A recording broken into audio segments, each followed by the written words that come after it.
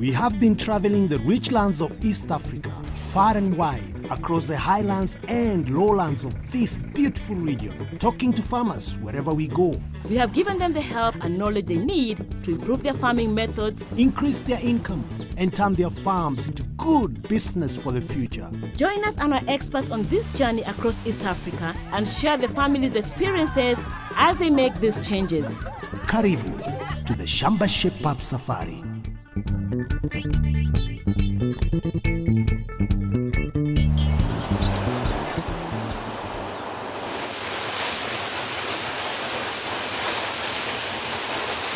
Welcome to Shamba Shape-Up. We have traveled all over Kenya and met many farmers. We have decided to cross the borders and meet other farmers and exchange farming techniques. Welcome to the land of 1,000 waterfalls. We are in Uganda!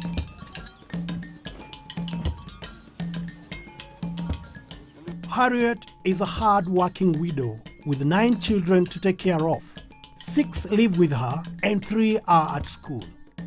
They are a happy family, and Harriet would like to turn her farming into a business to support her children and see them through school. Samuel, how are you? You are fine. Yeah, Harriet. Samuel is very fine. Are you fine? I'm also fine. Yes. Jeremy, how are you doing? Do you love farming, Jeremy? Yeah. What do you farm? Close. That's wonderful, Jeremy. Okay, Harriet, what are you growing here? I grow potatoes, cassava, maize, soya beans. Hey, those are many. What else do you have? Do you have chickens? We have local. Your chickens, where do you keep them? I don't have a house. They just sleep there. So the chickens are sleeping with you in the house? Now, Jeremy, what do you feed the cows? So you said you like the cows so much. What do you feed them? We plant grass on this mountain. Grass? Yeah. Where do you get the grass from? Up in the mountain. You go up the mountain by yourself. In a bicycle, right? Harriet, have you planted sweet potatoes? Do you have them in your farm? Yes, I have. And how are they doing? They are doing well. And the kids, do you like the sweet potatoes? Are they sweet? Yes. How often do you eat sweet potatoes? At lunch or supper. We are very happy to be here as Shamba Shape-Up, and we'll work with you, and we have experts who will help you to look at your sweet potatoes, help out with the cows, and possibly help out with the chickens. We see whether they can sleep comfortably. Or you sleep with them so that they can wake you up in the morning. You have an alarm clock. Sure. You don't use the chickens to wake you up. We will see about that, all right? Yeah. Thank you so much, Harriet. Such a lovely family now. Yes, and very, very healthy children. And they taught us a bit of Luganda. So let me ask you, how about some kamapondi? Kamapondi, I missed that one. Sweet potatoes. Aha, that's great. Then we mix it up with Isaka. Isaac? Isaka, indigenous vegetables. I missed that one also. And of course, everything will go well with matoke. Not forgetting G-nuts. G-nut sauce. Yes. It's sweet. Right. Let me go check on the chicken, see whether you can add in a few drumsticks. And then let me check on the Isaka. See you later. Later. Harriet is very keen to turn her chicken keeping into a business. Our good friend, Dr. Owino from Kenchik, has come to help.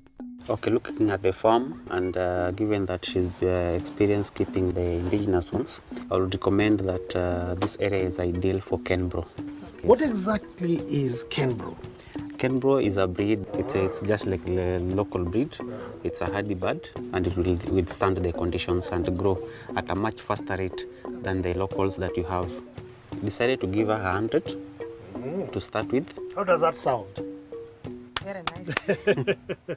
Because with birds, the more you keep, the more the profit. It's economies of scale. Because the same heat you are going to use for 50 or 30 birds, the same heat you are going to use for 100 birds. So it makes sense to keep more. How does she take care of her Kenbro? The first 3 weeks, you need to keep it indoors. Because the first 3 weeks, the chicks, they still don't have feathers. So you need to protect them from cold. After 3 weeks, you can now leave them out to free range. Let's speak of the housing. Give us the basic points that we should follow when you're constructing the chicken house for the Canberra chicks? We recommend that you give them a stocking rate of 1 square foot per bird. So if you have, let's say, like 100 birds, it means now you are going to build a house that is 100 square feet. Choose an area that is isolated, not where everybody is passing. Because when people are passing, they come from different farms, and then they peep into the poultry house and they can transmit diseases to your birds. The third thing you are going to consider is ventilation, because these birds are going to be indoors for the first 3 weeks. So you need to provide fresh air in the poultry house. So the 2 long sides, when you are constructing a poultry house, have to be open. You are going to close only 3 feet from the ground, and then the rest 5 feet going to the roof. We'll just put chicken wire. How do you feed them? The Canberras, we recommend that you give them chick mash the first 3 weeks when you're keeping them indoors. After 3 weeks, they're supposed to free range. So what you'll be doing is just supplementation. When they are leaving in the morning, you can give them growers mash, or when they're coming back in the evening, you can also give them growers mash as a supplementation. You reduce your cost of production. How can I control the diseases? At the door, you have to put a foot bath so that anybody entering the poultry house should dip his feet in the disinfectant. The other way to prevent disease is through vaccination. So these birds will be vaccinated. We'll give you a vaccination program that you follow. You vaccinate them. And the main diseases we vaccinate are Newcastle and Gumboro. The other thing is cleanliness. So you properly clean the drinkers and all the equipments that you're using in the poultry house. I'm sure that you want me to construct a chicken house. Yes, we have to construct a chicken house before we receive the I knew it was chicks. coming. I was expecting it. So fine, let's get started. Before we do it, let's go and do some measuring.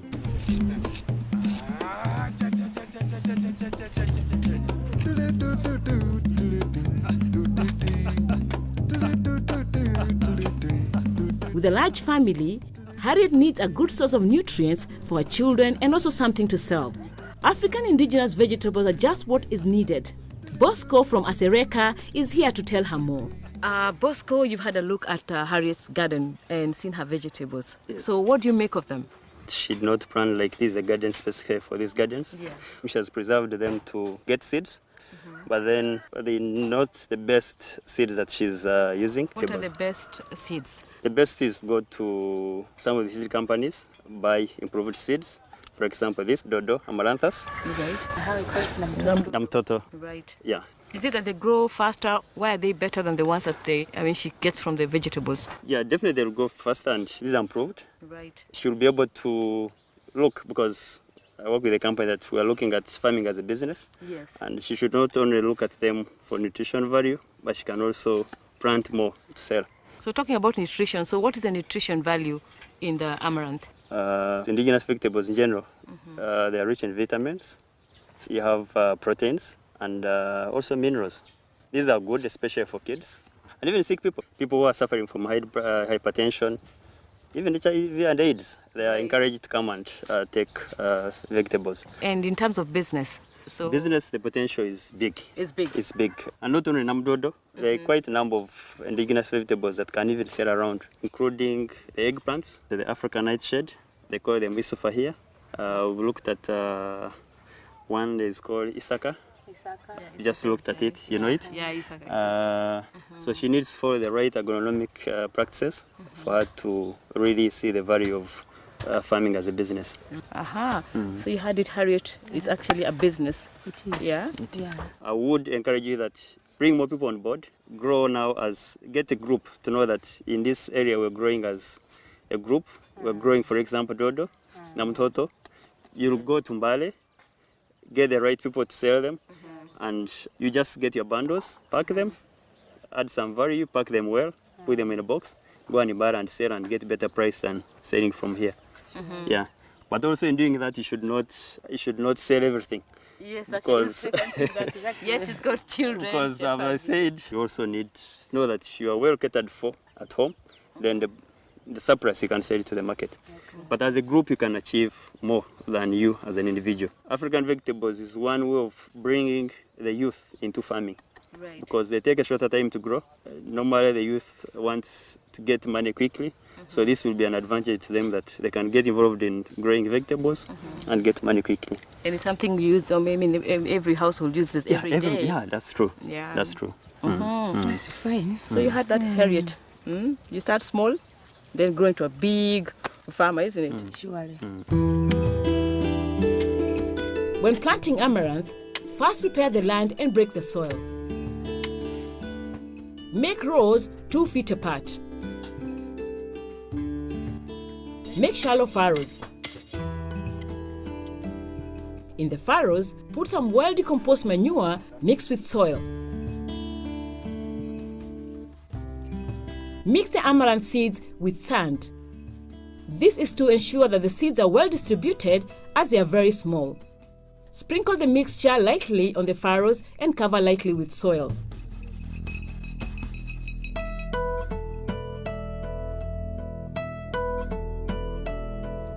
It's wonderful here in Uganda, Naomi. What have you been up to?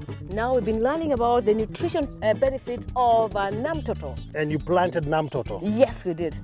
To me, that means that you'll be planting with a very small child. That means we've been planting amaranth. Amaranth, namtoto. Yes, namtoto amaranth. The chicken house is coming up very well, and very soon 100 Kenbro chicks will be in there. So, lots of work to be done. So, Tolobagane, oluvanyuma.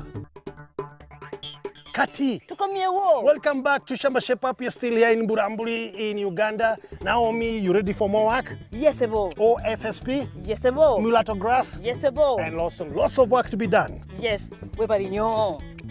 What did you call me? Thank you. Oh, okay. See you later then. Yes, ebo. Harriet has some cows and a bull, which she rents to other farmers for breeding. Cattle need good quality fodder all year round to stay healthy. To introduce the farmer to a new quality fodder is Brian from NARO, National Agriculture Research Organization. So Harriet, tell us, why do you keep a bull? I wanted to crossbreed my cows. Laban, you observed the bull. Yes. What did you see?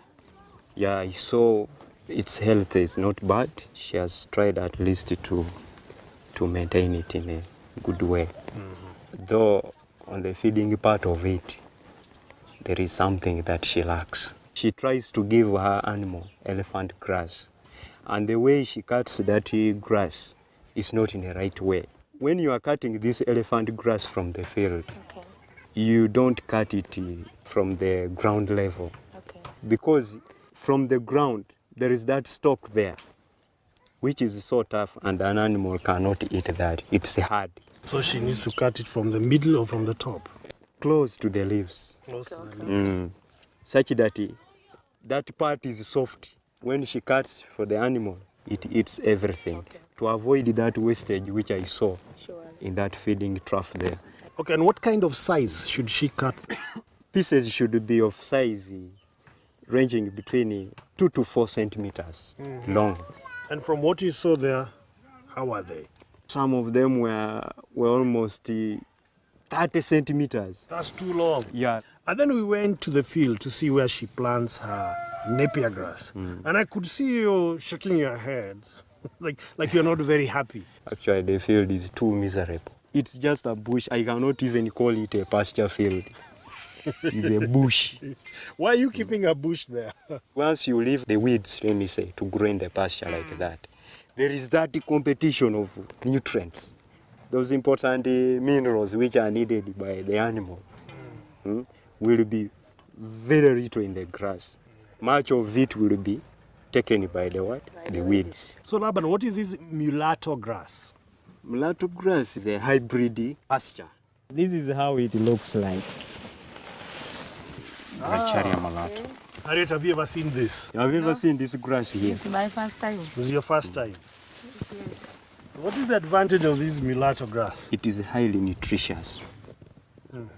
It has crude protein ranging between 10 to 15%. Mulatto is drought resilient, which means those areas that receive low rainfall, this grass here can be able to keep its leaf green up to dry season. The root system enables it to regenerate very fast. Let's say 1 cow. How much do you need to plant to feed 1 cow? You need like 1 acre. For a year? Yeah, for a year. In wet season, this rich area is able to produce enough fodder. She can harvest and preserve it in form of hay. The amount of feed or pasture to feed your animal a day, it depends on the weight of your animal. So do you want to start planting it? I want. Okay, Laban, show us how to plant.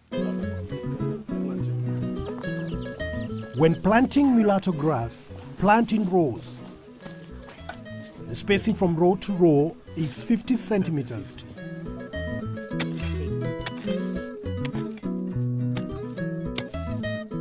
And from sucker to sucker is 50 centimeters. Make the hole 10 centimeters deep.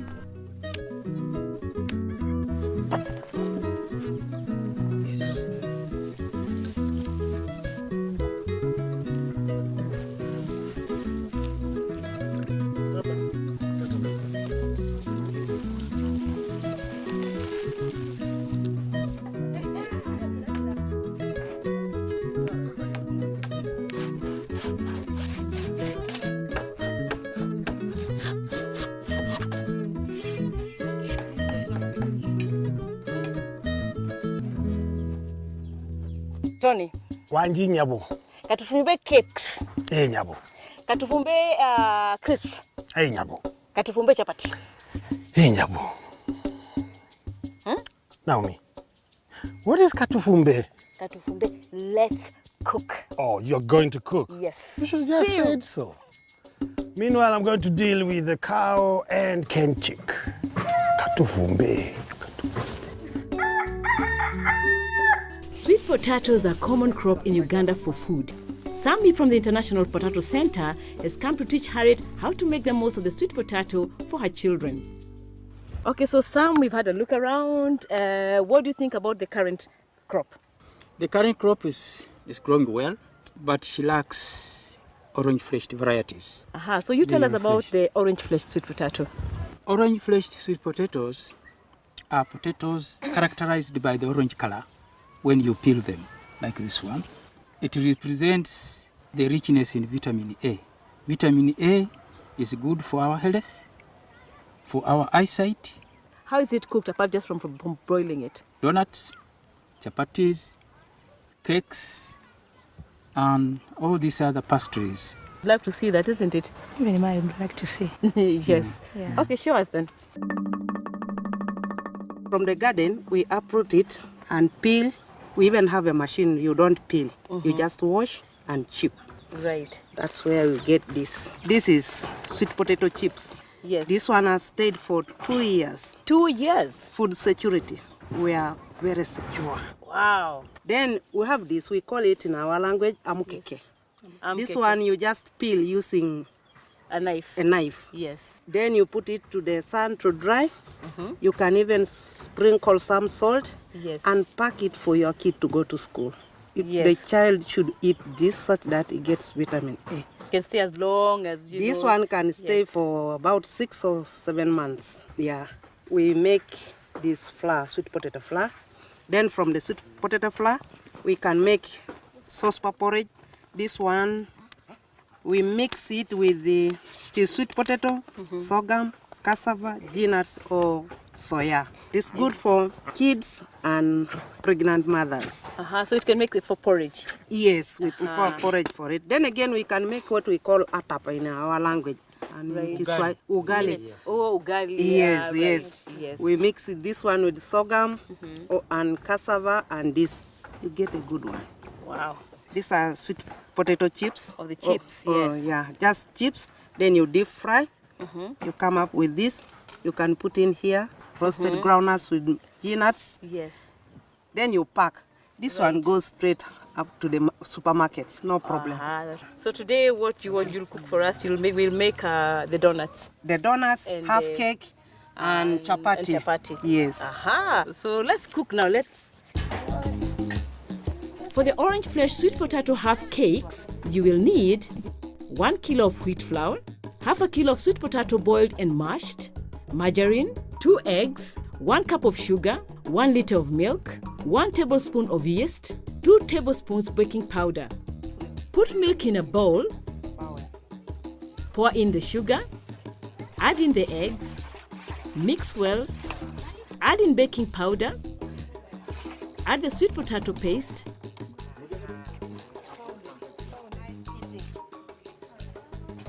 then add the flour and margarine, knead the dough, roll out on a table, cut in shapes, then let them sit for 10 minutes, deep fry until golden brown. For potato chips, grate the sweet potatoes in thin strips, salt them, deep fry and place on paper towels to soak the oil. The kids will love this. So the cooking is done. It's time for us to taste. Okay, just take the top one then.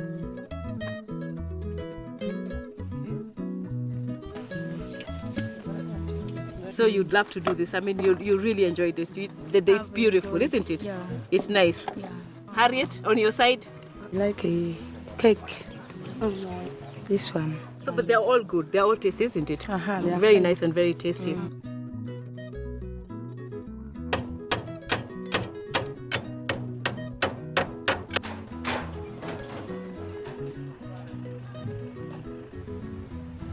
Jeremy, how are you doing? Doing well. Yeah, where are you coming from? From the borehole. From the borehole. How far is the borehole from here? It's 1 kilometer ahead. 1 kilometer. Yeah, ahead. And you use the bicycle every day to go for water. Yes. What if I tell you I can help in a way that you don't have to be going to the borehole every time? Yeah, I'll be happy.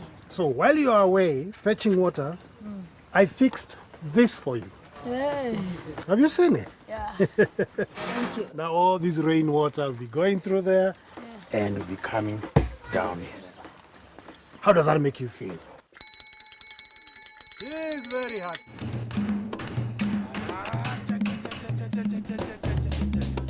With the chicken shed built, the brooder prepared. The wood shavings were put in.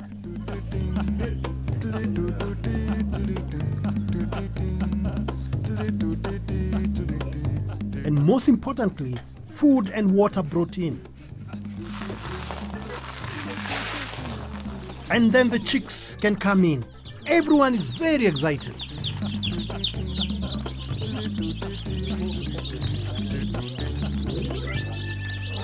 Harriet, now 100 chicks are inside there. How does that make you feel? I'm very happy. So what are the main basic points that Harriet here should follow now that she's got the chicken house and she's got the chicks? At this stage, the first 3 weeks, the most important thing you'll have to consider is the temperature.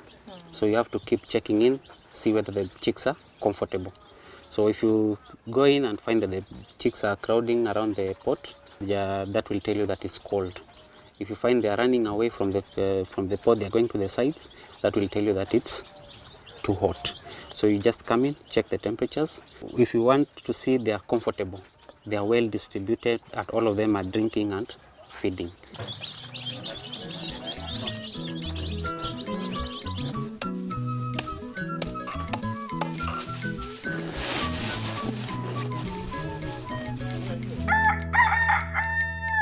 Harriet, it has been wonderful being in your Shamba. We are very happy.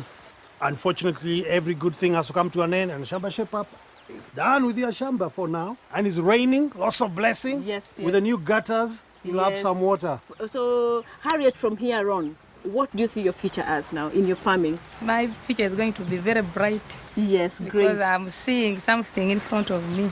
You're seeing a bright future. Surely. So you see center everywhere. Everywhere. Everywhere she looks, there's a center. Yeah, yes. And as we are very happy because every time I think about it, I remember I know some bit of Luganda. And I've learned a lot, don't I? Haven't I, Naomi, Luganda? Yes, you have Sebo. Oh, yes, Nyaho. Nyabo. Nyabo. Now, Naomi, as usual, it's been another great show. Yes. Thanks to Shamba Shape Up. Shamba Shape Up is online. To learn more about today's topics or to watch any of our previous episodes, visit shambashapeup.com. select the episode and click play. You could also visit our Facebook page, Shamba Shape Up, to get more information, get involved in discussions, and also get a chance to enter some of our great competition to win great prizes. You can also find us on Twitter at Shamba Shape Up, or simply text 30606.